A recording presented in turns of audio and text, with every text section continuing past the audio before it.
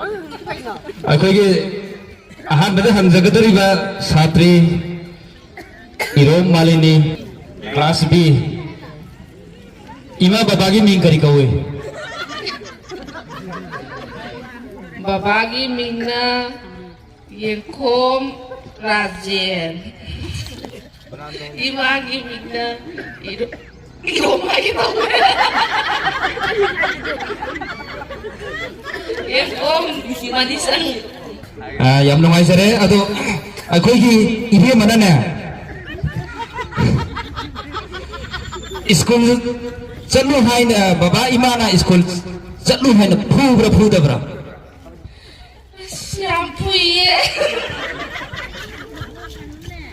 मतुंग फूद्रबो होनौको अदुदि अमगमो हंगे मुन तारो इबेमा स्कूल चनिंद्रकांदा कोई इबे मनने स्कूल चनिंद्रकांदा सत्तनबा करम न होनै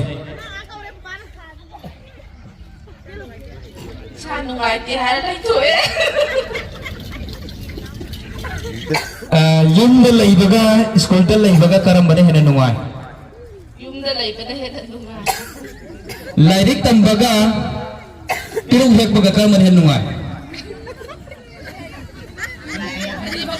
साना बना नुंगाय या स्कूल की फिजूल सीसे पदा अकोई इबे मदा करी फाउबी बगे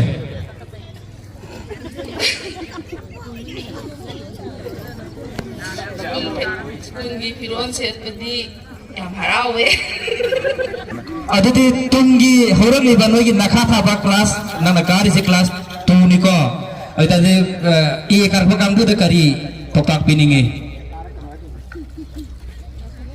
अइदि लाइक तंबा याम तल्ले अदुना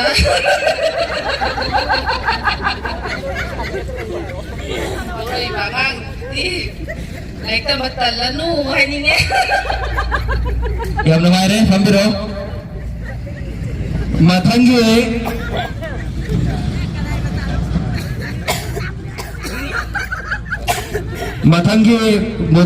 मुतंगी बेमसा क्लास 3 हगदियो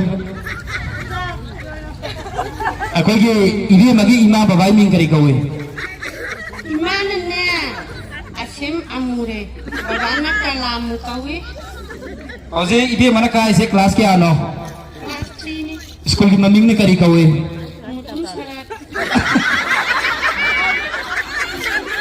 मुतुम सरत हाईवे स्कूल से तंबसीदा अखोगी इबे मदा करम बा नॉलेज फंगे जिराम फंगे दा काना बा खाना बसु दुम यावे याम नवाई जरे फंबिरो मथंगी अखोगी इंटरव्यू लौजा गदरिबा छात्री असिना मोतुम सुमति क्लास 1 हंगोय हम अहान बदा इमा बाबागी मिंग हाबियो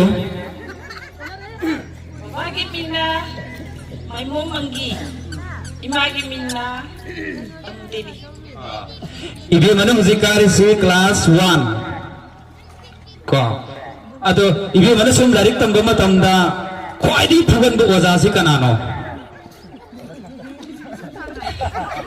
मिंग बन बदा ओजारी नुआइत्रे अदो फुगन ले हाय दो इबे मबे फहनिंग दन फुरी नेबको अदो ख्वाइदी की फुगन बो ओजा दो कनानो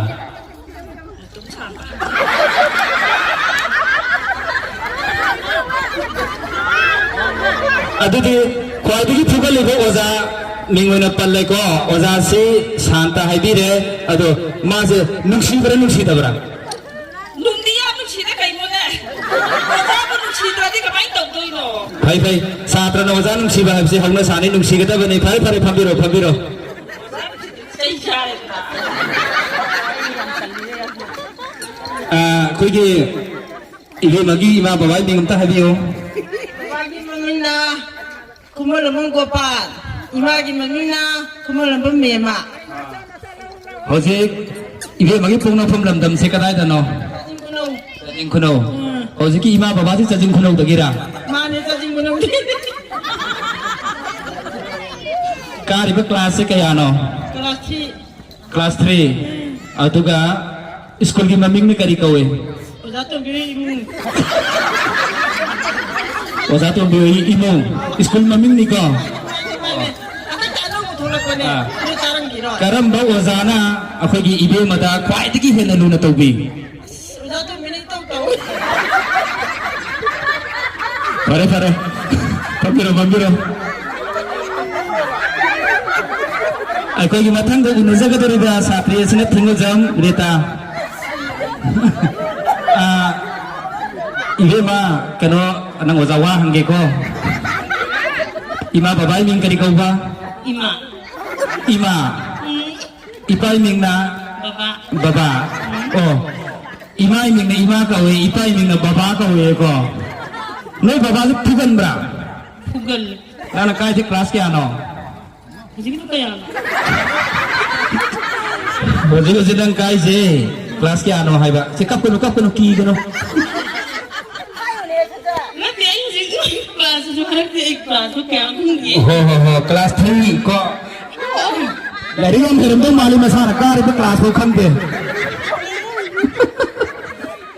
क्लास के आने बाद 3 Kelas 3 रोल नंबर क्या 1.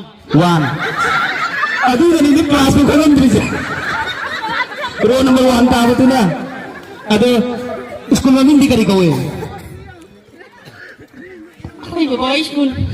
भाई बाबा स्कूल अदे लोगी प्रिंसिपल तो मम्मी करी कोई Bapak sah. बाबा साहब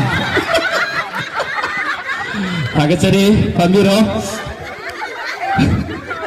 मथंगी उनजा का तरीबा साथी यसना हिद्रोम लाता क्लास 2 इमा बाबा की मिंगम तो हैवी होगे मा Ay ki imek ipag mo mina long jampi na manggon. Ima na hambi. आगे चलिए अदुगा इबे मन तमिबे क्लास के आवा 2 स्कूल में मिंग ने करी कौबा Hudam te bengi school go. Founder principal की मम्मी ने करी कौबा Te ben kau. देवेन को या ओ अदो हाय रिबा फाउंडर देवेन से अखोई की इबे मदा डायरेक्ट हाई तेना लूना तौबीबरा तौबीतबरा Tapi teh. तौबीते अदुदी मागी स्कूल दा अमे हन कानिंग इबरा कानिंग दबरा Kan te baru bisa urai. School कानिंग दबा निमित्तुदा अखोई इबे मना कमाइन तौरगा मतम लेले Nakar aku sarara kan lagi.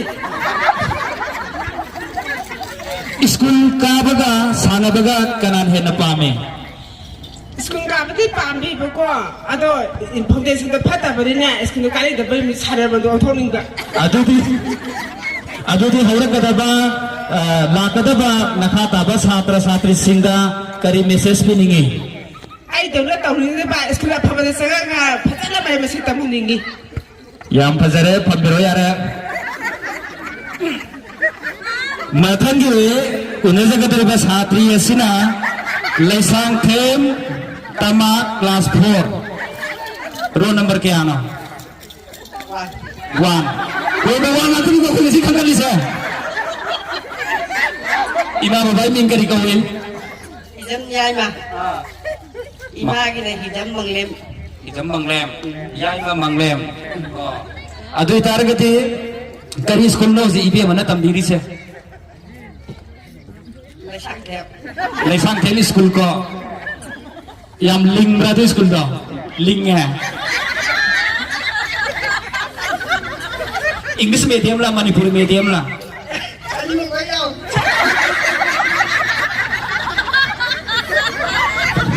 Founder में मिंग करी कौन Robin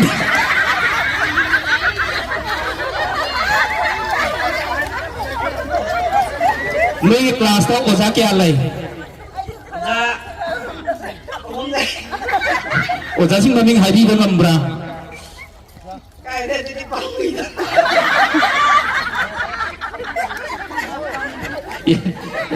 ओजा मम्मी हाइनिंग थे तो इबे मता ख्वाइदगी लूना तो ओजा से कनानो Founder nak tu muai. अति फाउंडर तो ओइबा फाउंडर तो ओजा ख्वाइदगी लूना तो ओजा से कनानो बा ख्वाइदगी लूना तो ओजा Aduh kabahay dari kau.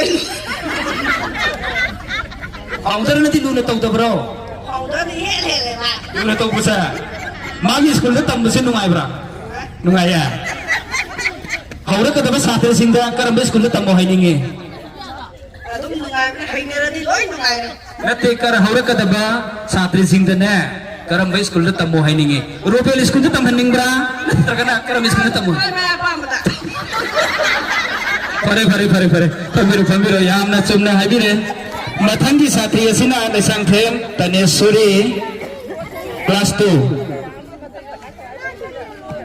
इसागी Ming करीबा तनेश्वरी काफी जब क्लास ने क्या नो चिदबी 2 पांदुरा मेरे को 3 ने तो आई में सुन जरा को तने साथी सिंह खरे यामे को रो नंबर 2 वाला ai tu tai Saya ini warna telak nih bukan, aja masuk warna kalau betul ini nih. Ibu bapak ini ngeri kau apa? nana wa kum kem jam bi baba na wa kum kem toman Tambiru ka sekolah sini maming sih kari kau chang kem jot Sekolah maming lecang pem joy. Founder ki maming di. founder mamnun je khang di ne Oh, Adi sekolah mungkin juga mapu tu maming kari kau ke ba? Lecang pem joy. Magi sekolah tamu sih nungai tabra. nungai Nungai ya. Aduh para Bharat te gaya na founder joy naga wajah sih na pu beyau bra. pu de pu te. Ya nungai re. Fare aduh te pamtha biro. Mathangi kaki unajaga turi bi satri asina irom madhavi class B. Agatiyo. Roll number क्या होई biro kono? 4, 5. Roll number sa 4 5. Aya. Aduh class क्या ना तंबीरी से. Uji kalah sedih mapi tak main ni aja kita. Mapi tak baik ibu ko. Aduh hausi aku lagi ibu mana roll number 4 5 tarik se. Kerana mak tak kerana ozana bibi benar. Asa koi wajah tu di aku pada jani. Hai bagi moin tai bagi ya semua koi hai bertak moin tak baca loy nak kumi. Goodbye hai laga. Karapara cakre. Asakra. Aduh tadi ozana yang favorina ozana nungsi bagi orang maleko roll number ani bibi se. Orang tu 5 bangga. Hai bani. Hai apa wajah mina. Pure, isikon home re. Aduh ibu mana tampiri be sekolah sem kari maming kau. Ai isikon je maming je. Aku ini angang gue ni ada tamam be isikon tapi rekota pernah masih. Ajon kau. Ajo. Pare. Matang tu unesa kuturi di satri asina mutum memsa kelas 2.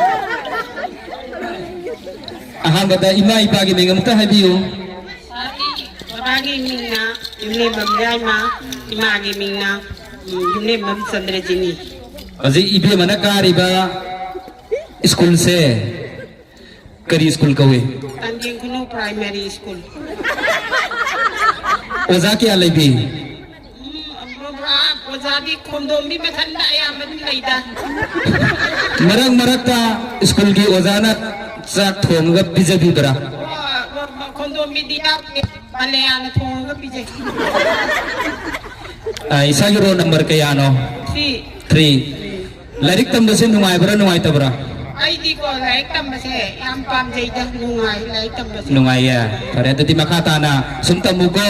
Kelas ki abak tam gi na khalle. Ai di ebi lui di bokang. Ada tunda la kata ba ikata ba satra satri singda kari hai be ninge.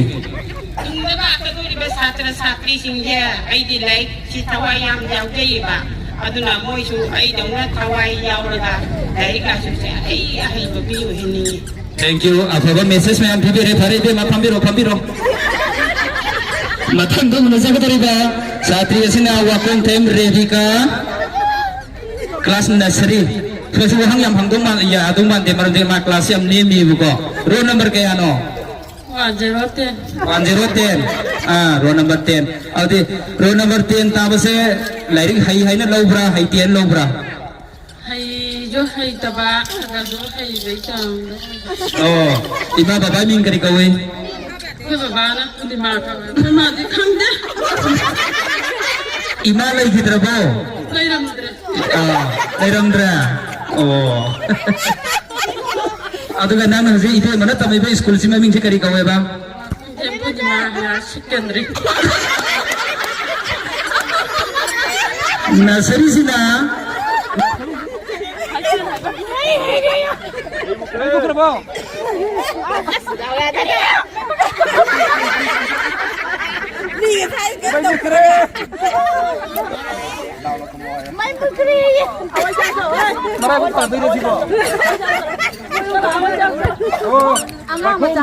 higher secondary school.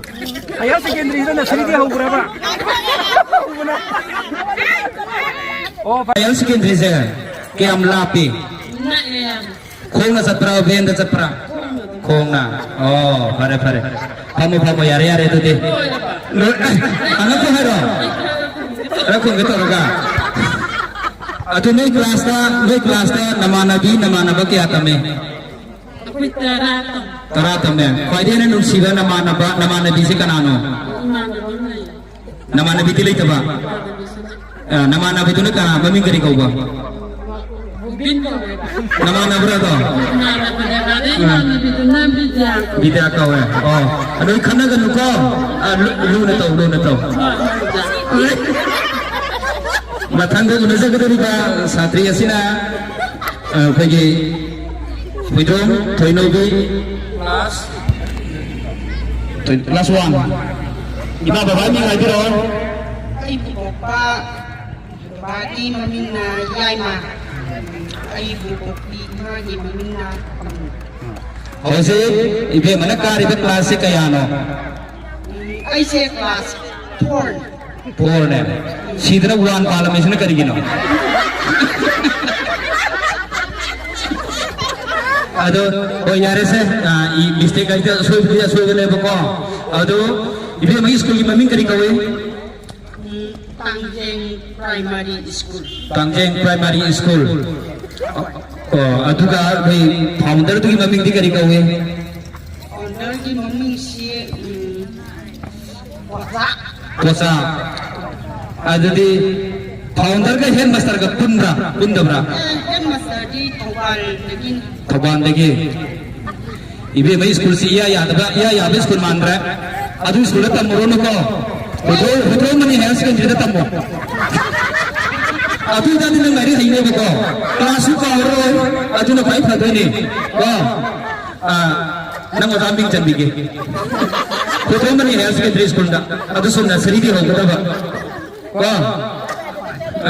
pare ado. Pai di nu sibo za se karam bo za no. Ako'y Friday nung sibase. Ako'y primary kita pajangan bise. School sila nakra.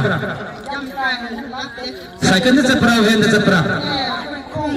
Oh, cycle se chatre ven se chatre khong chale ko. Ado school di dum kaning ba chaning ba phawra. School di nong matang sa da base.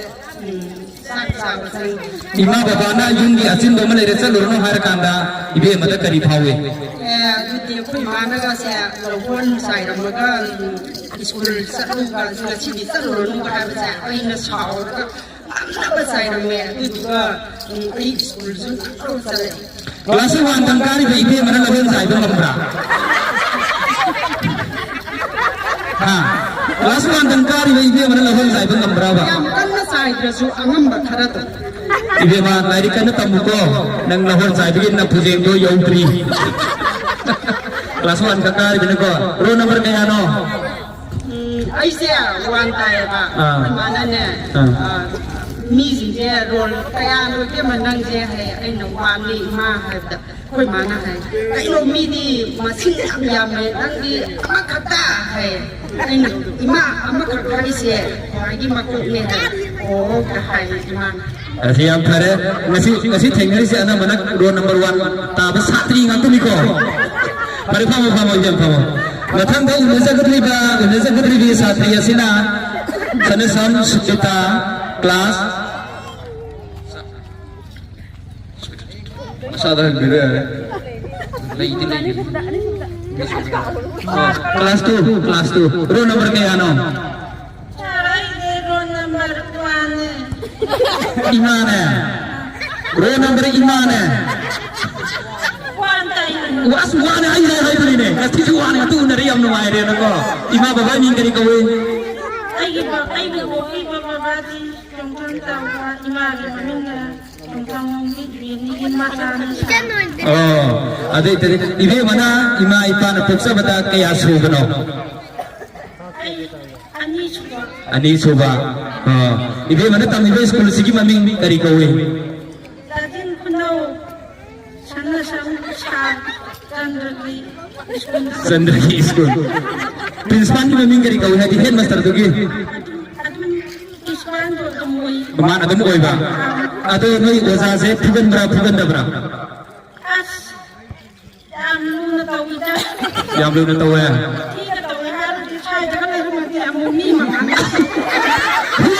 Puro ya. Aku ni am lagi sini. Kasih tahu.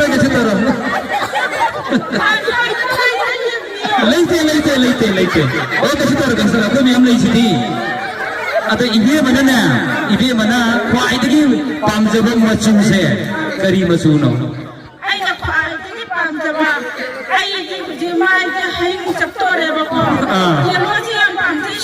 Oh, wadah pi nana pa, nangi oza Sanasam Chandra dah hairam lagi ko. Kare pataro. Thank you. Matang deh unesa keturi ba, sabri asina, sebuah kum sangai bebas ya no. Kelas 1 ya. Roll number ke ano? Kelas 1 roll number 1. Ato ima babai ming dikari kau ba?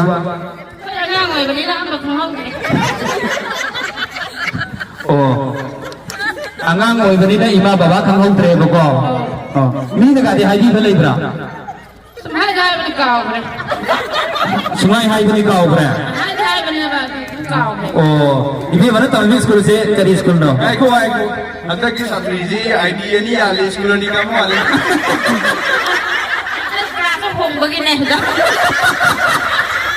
Oh, school tu bagi. Aman na school ama tahu ama ki satra ama ki kan ama. Neki ama tu kumpi ama ki kan ama. Ay, kaya jam ni mana nek kelas kalau mana? Kelas yang ni mana hong tam bane ba?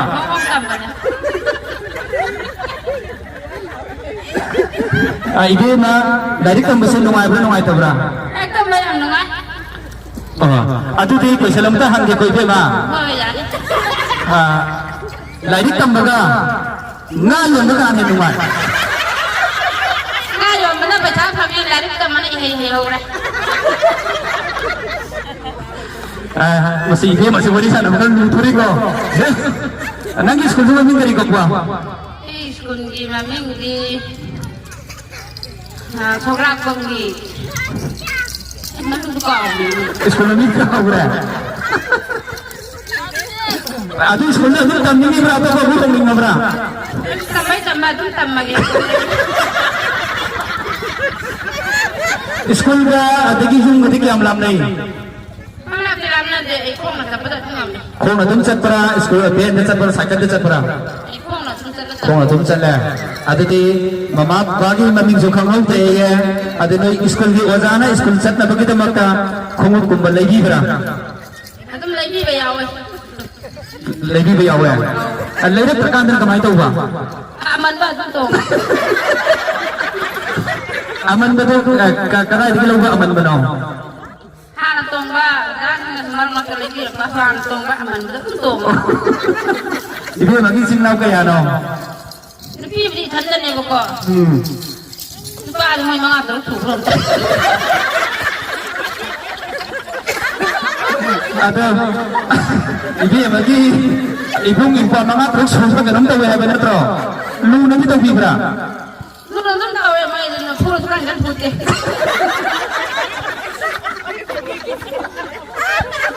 ꯂꯨꯅꯗꯤ ꯇꯧꯋꯦ ꯐꯨꯔꯁꯨ ꯀꯟ ꯐꯨꯗꯤꯌꯦ ꯑꯗꯨ school ꯆꯠꯄꯗ ꯂꯤꯞꯁꯇꯤꯛꯁꯤꯗꯤ ꯀꯅꯥꯅ ꯇꯩꯕꯤꯌꯦ ꯑꯩꯈꯣꯏ ꯏꯅꯝꯃꯅ ꯇꯩꯕꯤꯕꯅꯦ ꯅꯅꯝꯃ ꯀꯌꯥ ꯂꯩꯔꯦ ꯏꯅꯝꯃ ꯃꯣꯏ 5 ꯂꯩ ꯅꯅꯝꯃꯁꯤꯡꯗꯣ ꯂꯨꯅ ꯇꯧꯕ꯭ꯔꯥ ꯇꯧꯗꯕ꯭ꯔꯥ ꯂꯨꯅ ꯇꯧꯋꯦꯕ ꯀꯟ ꯐꯨꯗꯦ ꯐꯔꯦ ꯐꯔꯦ ꯌꯥꯝ ꯅꯨꯡꯉꯥꯏꯔꯦ ꯉꯁꯤ ꯇꯣꯉꯥꯟ ꯇꯣꯉꯥꯟꯕ ꯁ꯭ꯀꯨꯜꯁꯤꯡ ꯑꯃꯗꯤ ꯇꯣꯉꯥꯟ ꯇꯣꯉꯥꯟꯕ ꯁ꯭ꯀꯨꯜꯁꯤꯡꯒꯤ ꯁꯥꯇ꯭ꯔꯁꯤꯡꯒ ꯑꯩꯈꯣꯏꯒꯤ CKWCꯒꯤ ꯔꯤꯄ꯭ꯔꯖꯦꯟ ꯀꯥꯡꯕꯨꯒ ꯎꯅꯖꯗꯅ ꯋꯥꯔꯤ ꯁꯥꯕ ꯌꯥꯝ ꯅꯨꯡꯉꯥꯏꯔꯦ ꯅꯨꯡꯉꯥꯏ ꯐꯣꯡꯗꯣꯛꯆꯔꯤ ꯂꯣꯏꯅꯅ ꯁꯥꯇ꯭ꯔꯤꯁꯤꯡ ꯑꯁꯤꯒꯤꯗꯃꯛꯇ ꯍꯧꯖꯤꯛꯃꯛ ꯄꯦꯟꯕꯤꯗꯨꯅ ꯁꯥꯇ꯭ꯔꯁꯤꯡ ꯑꯁꯤꯅ ꯃꯌꯨꯝ ꯃꯌꯨꯝꯗ ꯍꯟꯈꯤꯕ ꯃꯇꯝꯗ ꯑꯆꯥꯄꯣꯠ ꯆꯥꯖꯅꯕꯅꯤ ꯍꯥꯏꯗꯨꯅ ꯑꯩ ꯅꯤꯡꯊꯧꯖꯝ ꯑꯣꯡꯒꯤ ꯏꯆꯦ ꯏꯝꯕꯤꯕꯂꯥ ꯍꯧꯖꯤꯛ ꯄ꯭ꯔꯙꯥꯟ ꯑꯣꯏꯕꯤꯔꯕꯅ ꯁꯥꯇ꯭ꯔꯤꯁꯤꯡꯒꯤꯗꯃꯛꯇ ꯂꯨꯄꯥ 100 ꯍꯣꯔꯦꯟ ꯂꯝꯕꯤ ꯍꯟꯈꯤꯕꯗ ꯃꯪꯒꯟ ꯆꯥꯅꯕ ꯂꯨꯄꯥ 100 ꯁꯤꯁꯤꯅ ꯑꯩꯈꯣꯏ ꯁꯥꯇ꯭ꯔꯤꯁꯤꯡꯗ ꯁꯤꯟꯅꯖꯔꯒꯦ ꯍꯣꯔꯦꯟ ꯄꯨꯟꯅ ꯆꯥꯃꯤꯟꯅꯔꯣꯀꯣ ꯅꯣꯏ